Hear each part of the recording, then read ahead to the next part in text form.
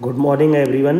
आज का द हिंदू हम स्टार्ट करते हैं फुल एनर्जी के साथ। आज का दिन इसलिए इम्पॉर्टेंट है क्यों आज ही के दिन इंटरनेशनल डे ऑफ डेमोक्रेसी मनाया जाता है। ये डेमोक्रेसी का डे 15 सितंबर इसलिए इम्पॉर्टेंट हो जाता है क्योंकि हमारी आम जनता ने, लोकल पॉपुलेशन ने, हमारे सिटीजन्स ने जो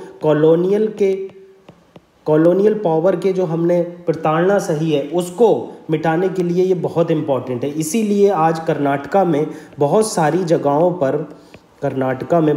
जगहों पर प्रीएम्बल को पढ़ा जाएगा। तो आज हम प्रीएम्बल की इम्पोर्टेंस देखेंगे और देखेंगे कि कैसे 42nd अमेंडमेंट चर्चा में क्यों रहा, क्यों 42nd अमेंडमेंट को मिनी कॉन्स्टिट्यूशन कहा जाता है। आज का डिस्कशन बहुत इंपॉर्टेंट होने वाला है। आप हमारे चैनल को ज़्यादा से ज़्यादा लाइक कीजिए, सब्सक्राइब कीजिए, लोगों में शेयर कीजिए। देखो, प्रीएम्बल के बारे में मैं आपको बता देना चाहता हूँ। प्रीएम्बल इसलिए चर्चा में है क्योंकि कर्नाटका गवर्नमेंट ने कहा है कि सारे ऑफिसेज में, स्कूल्स में आप जो है प्रीएम्बल को एक बार ज़रूर पढ़िए, ताकि हमारी जो डाइवर्सिटी है, फ्रेटर्निटी है, सेकुलर स्ट्रक्चर है, उसमें हमें देखने को मिल सके कि हाँ, हम एक डाइवर्स कंट्री में रहते हैं और यूनिटी के साथ रहते हैं। देखो, प्रीएम्बल में सबसे इम्पॉर्टेंट पॉइंट है, ये फिलॉसफिकल ऑब्जेक्टिव है और फिलॉसफिकल पॉइंट बताता है हमारे बारे में। मतलब ये कहने का मतलब है जो कॉन्स्टिट्यूशन है उसकी फिलॉसफी क्या है, उसका ऑब्जेक्टिव क्या है, इसके बारे में हमें पता चलता है। मतलब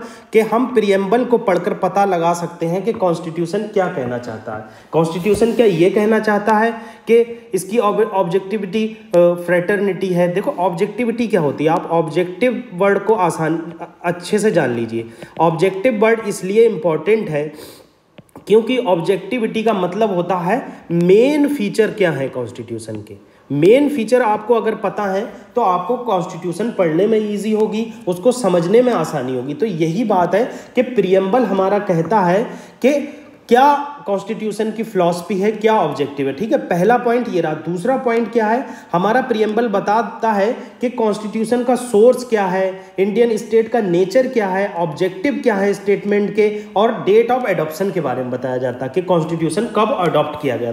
देखो, आप प्रीएम्बल को पढ़ेंगे तो be the people of India से स्टार्ट होता है। Be the people of India का मतलब है कि हम डिस्कस करते हैं कि कैसे उसको ज़्यादा से ज़्यादा लोगों में फ्रेटर्निटी रहे, ज़्यादा से ज़्यादा लोगों में यूनिटी रहे। ये चीज़ पहले ही पॉइंट में बता दी गई है, be the people of India. हम आगे जब इसको एलोबरेटली डिस्कस करेंगे तो प्रीएम्बल आपको पूरा दिखाएंगे, पूरे नोट्स आपको प्रोवाइड कराएंगे। ठीक है, तो हमने यहाँ पर ये जाना कि प्रीएम्बल की इंपॉर्टेंस क्या है, कैसे वो फिलॉसफी के बारे में बताता है, कैसे ऑब्जेक्टिविटी के बारे में बताता है। ठीक है, अब history of the preamble to Indian constitution देख लेते हैं। देखो, ये जो पॉइंट मुझे याद आ रहा है मैं आपको अभी बता रहा हूँ। जैसे जैसे हमारा डिस्कशन आगे बढ़ेगा, आप नोट्स की चिंता मत करना, हम पीडीएफ आपको प्रोवाइड करेंगे, और जो आर्टिकल हम फर्स्ट पेज का डिस्कस करते हैं उसको फ्यूचर में आपसे दोबारा डिस्कस करते हैं ताकि वो आपको पूरा लर्न हो जाए। ठीक है, तो प्रीएम्बल जो है, हिस्ट्री ऑफ प्रीएम्बल की हमारी डिसाइड होती है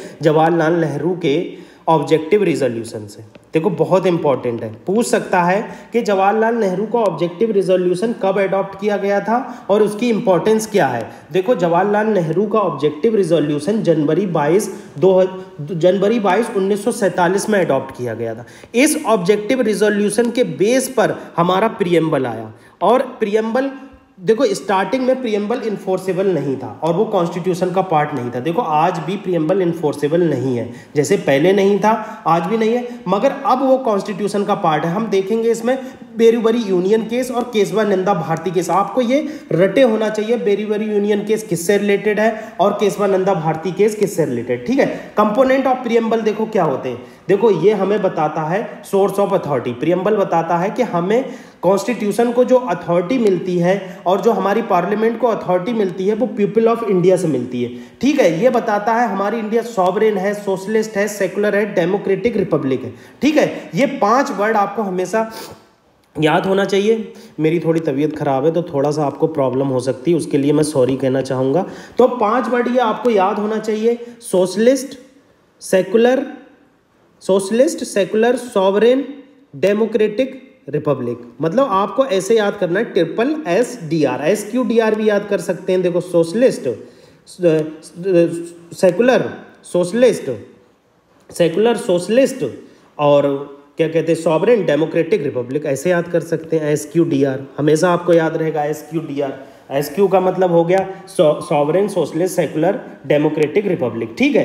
तो ये कॉन्स्टिट्यूशन हमें बताता है कि हम लिबर्टी, हमारे पास लिबर्टी है अपने लॉ बनाने के लिए, हमारे पास सिटीजन के पास यूनिवर्सल सफरेज है। यूनिवर्सल सफरेज के क्या मतलब है कि आज़ादी से पहले कॉलोनियल गवर्नमेंट ने वोटिंग पावर दी थी, 1919 के बाद वोटिंग पावर दी, मगर वो लिमिटेड थी। आप याद रखना, वो लिमिटेड वोटिंग पावर थी।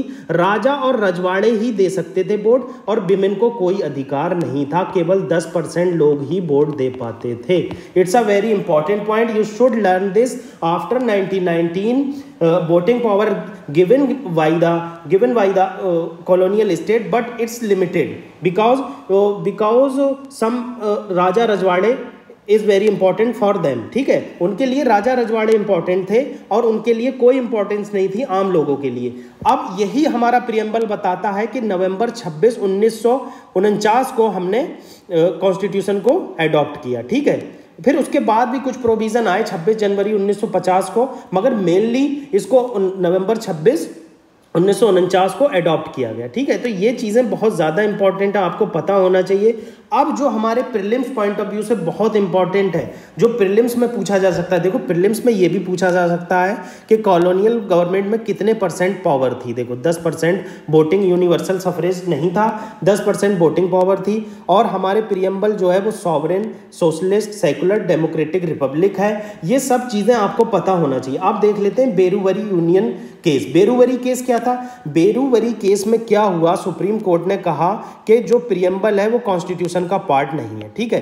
Preamble is not a constitution part, ठीक है। तो उसके बाद और प्रियम्बल से कोई भी पावर हम डिफाइन नहीं कर सकते। प्रियम्बल एक ऑब्जेक्टिव है। प्रियम्बल क्या है? एक फिलोसफिकल बात है कि बताता है कि हमारे कॉन्स्टिट्यूशन में क्या दे रखा है। उसके बाद केशवानंदा भारती केस आया 1973 में। 1973 का केशवानंदा भारती केस बहुत इंपॉर्टेंट है, हम इसे एक सेपरेट वीडियो में भी डिस्कस करेंगे।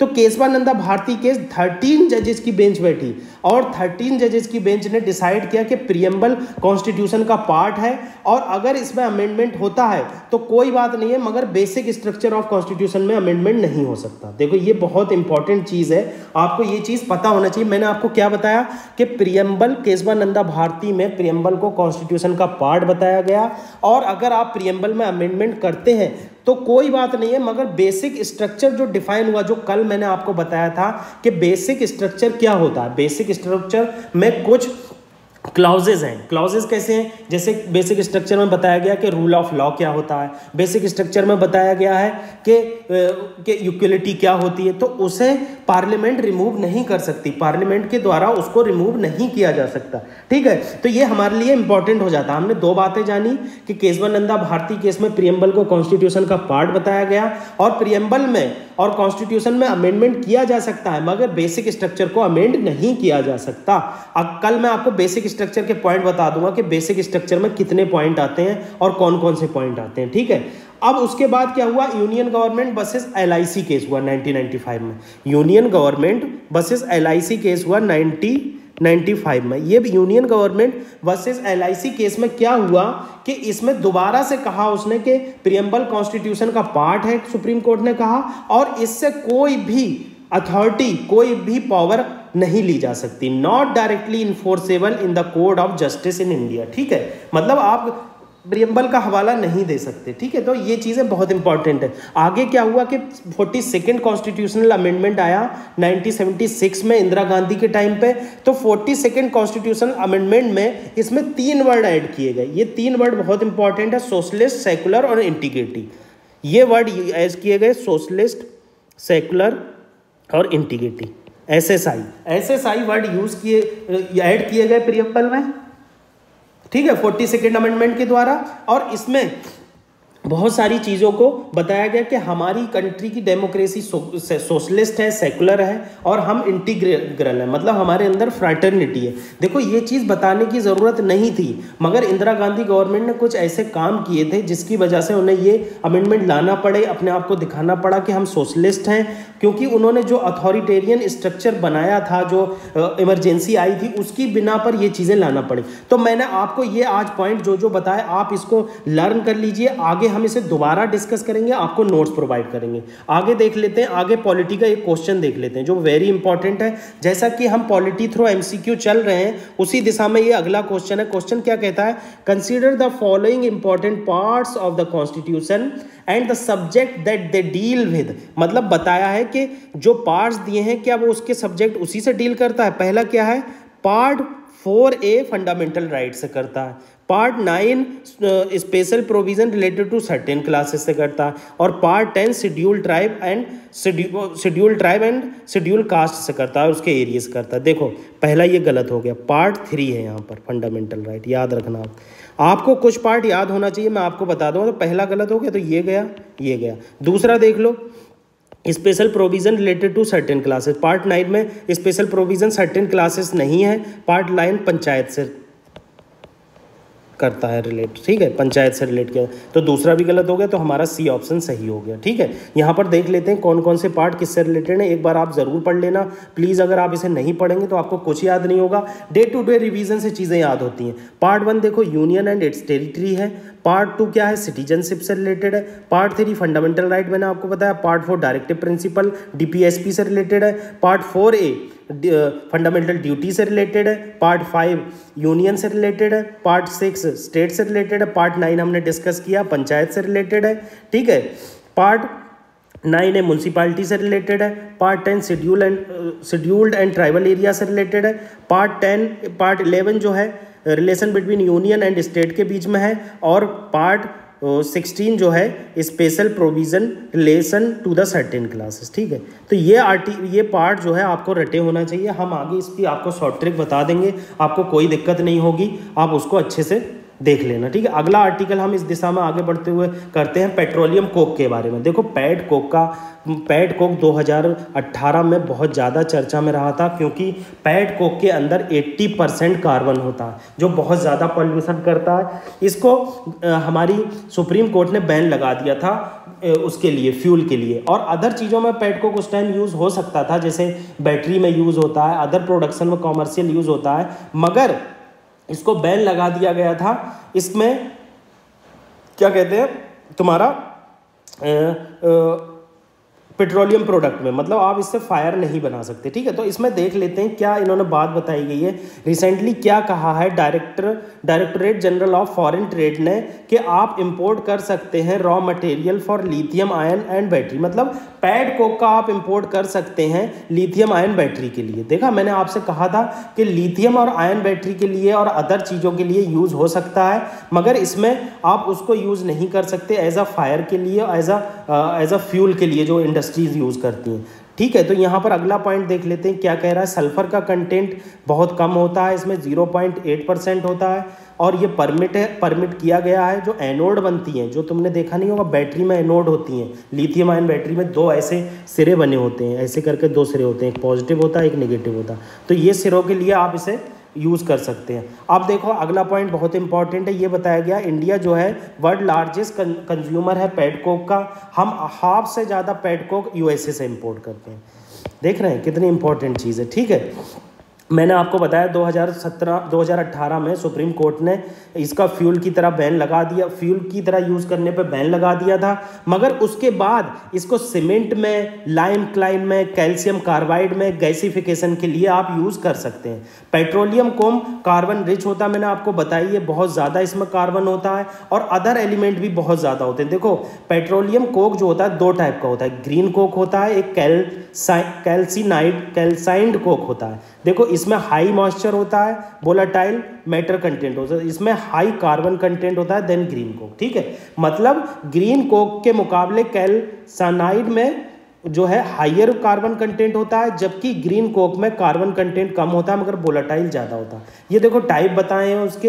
अब ये कैसे उसका एप्लीकेशन है, देखो सीमेंट फैक्ट्री में यूज़ होता है, गैसिफिकेशन में यूज़ होता है, कार्बन सोर्स है, बहुत सारी चीज़ें, बैटरी में यूज़ होता है, सिलिकॉन कार्बाइड में यूज़ होता है। अब इशू देख लो, इशू क्या चीज़ है। अब इसके इशू क्या है, देखो मैंने आपको पहले बताया 80% इसमें कार्बन होता है, ठीक है, और ये 5 से 10% ज़्यादा ही कार्बन पोल्यूट करता है कोल के मुकाबले। मतलब पैड कोक में आप जो देखेंगे, पैड कोक में क्या होता है, कार्बन के मुकाबले, सॉरी कार्बन नहीं, कोल के मुकाबले ज़्यादा कार्बन प्रोड्यूस करता है, तो इसकी वजह से इसको ज़्यादा ही बैन लगाया गया था। दूसरा इशू क्या है, इसमें सल्फर का कंटेंट तो होता ही होता है, आप देख रहे हैं। अदर कंटेंट टॉक्सिक गैसेस होती हैं, जैसे नाइट्रस ऑक्साइड होती है, मरकरी होती है, आर्सेनिक होती है, क्रोमियम होती है, निकल होती है, हाइड्रोक्लोराइड होती है, निकलती है बर्निंग के बाद, और हैवी मेटल ऑफ कंटेंट होता है। देखो ये चीज़ बहुत ज़रूरी है याद करना, कभी कभी यूपीएससी इसमें से क्वेश्चन जरूर पूछती है। एक ऐसा एलिमेंट डाल देगी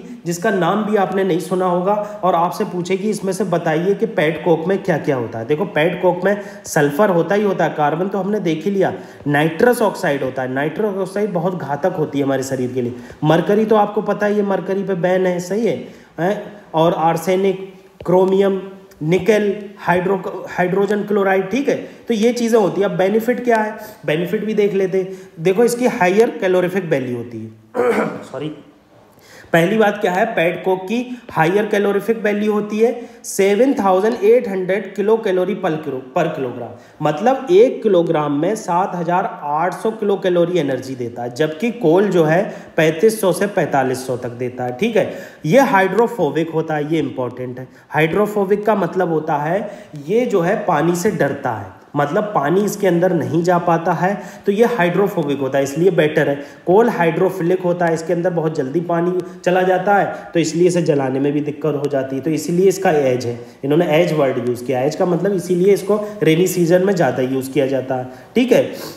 लो वोलेटाइल मैटर है, नो इवेपोरेशन, मतलब इवेपोरेशन लॉसेस भी नहीं है, बहुत ज़्यादा इवेपोरेशन से होता है, और लो एस कंटेंट है, ठीक है। दूसरा पॉइंट क्या हो गया, लो एस कंटेंट है, ठीक है। ये हमने पेट कोक के बारे में आपको बताया। इसमें आपको सुप्रीम कोर्ट की वर्डिक्ट याद रखनी है, कौन कौन से मिनरल, कौन कौन से मेटल इसमें पाए जाते हैं, कौन कौन सी गैसेज रिलीज होती है, ये याद रखना है। हाई कैलोरीफिक वैल्यू याद रखना, इसको आप बार बार रिविजन करेंगे, कोई दिक्कत नहीं होगी, आप परेशान मत होना। अगला आर्टिकल देख लेते हैं अग्नि प्राइम के बारे में। अग्नि प्राइम जो है बहुत ज़्यादा चर्चा में, जैसे मैंने आपको पहले डिस्कस किया था बैलिस्टिक और क्रूज मिसाइल में डिफरेंस, बैलिस्टिक और क्रूज मिसाइल में डिफरेंस बताया था कि बैलिस्टिक मिसाइल जो होती है वो पैराबोला बनाती है, जबकि क्रूज मिसाइल ज़मीन से टच होकर चलती है, ठीक है। एक्यूरेसी क्रूज मिसाइल की ज़्यादा होती है, बैलिस्टिक मिसाइल की एक्यूरेसी इतनी ज़्यादा नहीं होती है, ठीक है। ये 2-3 पॉइंट थे। रेंज ज़्यादा होती है बैलिस्टिक मिसाइल की, क्रूज मिसाइल की रेंज ज़्यादा नहीं होती है। इसको ईजिली डिटेक्ट किया जा सकता है, इसको डिटेक्ट करना बहुत टफ होता है। ये 3-4 पॉइंट आपको पता होना चाहिए बैलिस्टिक और बैलिस्टिक मिसाइल और क्रूज मिसाइल का। हम इसको आपको फिर से अगेन डिस्कस कर देंगे। आज देख लेते हैं अग्नि प्राइम मिसाइल के बारे में क्या बताया गया। देखो अग्नि प्राइम मिसाइल क्या होती है, बैलिस्टिक मिसाइल है जो टेस्ट की गई अभी डीआरडीओ के द्वारा, ठीक है, रिसेंटली, ठीक है। तो अग्नि prime missile 2 stage canister solid propellant ballistic missile है। 2 स्टेज क्या होता है, मतलब 2 स्टेज होती हैं। आपने पहले सॉलिड फ्यूल यूज़ किया, देन अगेन जब वो ऊपर चली गई तो लिक्विड फ्यूल यूज़ किया, और कैनिस्टर बेस है। कैनिस्टर ऐसे होते हैं, देखो बहुत सारी इसके अंदर मिसाइलें लगी होती हैं, तो यहाँ से इसे लॉन्च किया जाता है, तो कैनिस्टर बेस्ड कहते हैं इसे, ठीक है। कैनिस्टर रेंज इसकी 1000 से लेकर 2000 तक है, ठीक है। इसकी रेंज जो है 1000 से लेकर 2000 है। लाइटर देन है अर्लियर अग्नि मिसाइल से, अगली मिसाइल से जो है लाइटर है, हल्की है, मतलब इसको कैरी करने में हमें ईजी होगी, ठीक है। और ये इंडिया की बैकबोन है न्यूक्लियर डिटरेंस के लिए। देखो न्यूक्लियर डिटरेंस क्या होता है, जैसे क्या हुआ, मान लो पाकिस्तान ने न्यूक्लियर बम बना लिया और पाकिस्तान कभी भी हमारे इंडिया पे लॉन्च कर सकता है, एक एज्यूम करो सिचुएशन, तो हम इंडिया कहता है, हमारी इंडिया की पॉलिसी है कि हम फर्स्ट यूज़ नहीं करते हैं। अगर कोई भी कंट्री हमारे ऊपर न्यूक्लियर बम डालता है तो हमारे द्वारा कहा जाता है कि हम उसको फर्स्टली यूज़ नहीं करेंगे, और अगर कोई हमारे ऊपर बार बार न्यूक्लियर बम डालता है तो हमारे द्वारा न्यूक्लियर बम को छोड़ा जाएगा। इसीलिए इसे न्यूक्लियर डिटरेंस कहते हैं, मतलब डिटरेंस बना रहता है। पड़ोस की कंट्री या कोई भी कंट्री है उसको ये अंदेशा रहता है कि कभी भी दूसरी कंट्री के द्वारा हमारे ऊपर मिसाइल दागी जा सकती, ठीक है। अब देखो अग्नि 1 से लेकर 5 के बारे में बताया गया कि ये सरफेस टू सरफेस मिसाइल, मैंने आपको पहले ही बताया था ballistic missile surface to surface ही होती है, ठीक है। और ये डेवलप्ड की गई है डीआरडीओ के द्वारा, ठीक है। और इसको जो ट्रायल वायल किए जाते हैं इसके एपीजे अब्दुल कलाम आइलैंड है उड़ीसा में, वहाँ से इसके ट्रायल किए जाते हैं, ठीक है। तो ये हमने आज बहुत इंपॉर्टेंट आर्टिकल डिस्कस किए। आज हमने इंटरनेशनल डे ऑफ डेमोक्रेसी के बारे में जाना, हमने जाना कि बैलिस्टिक मिसाइल और क्रूज मिसाइल में क्या डिफरेंस होता है, पैड को क्या होता है, और पॉलिटी का एक क्वेश्चन डिस्कस किया। आज थोड़ा तबीयत ख़राब होने की वजह से, जुकाम की वजह से थोड़ा आपको वीडियो में दिक्कत हो सकती है, उसके लिए मैं सॉरी कहना चाहूँगा। आप हमारे चैनल को ज़्यादा से ज़्यादा सब्सक्राइब कीजिए, लाइक कीजिए, शेयर कीजिए, और हमारे टेलीग्राम का चैनल आप ज्वाइन कर लीजिए इसकी PDF के लिए। Thank you very much.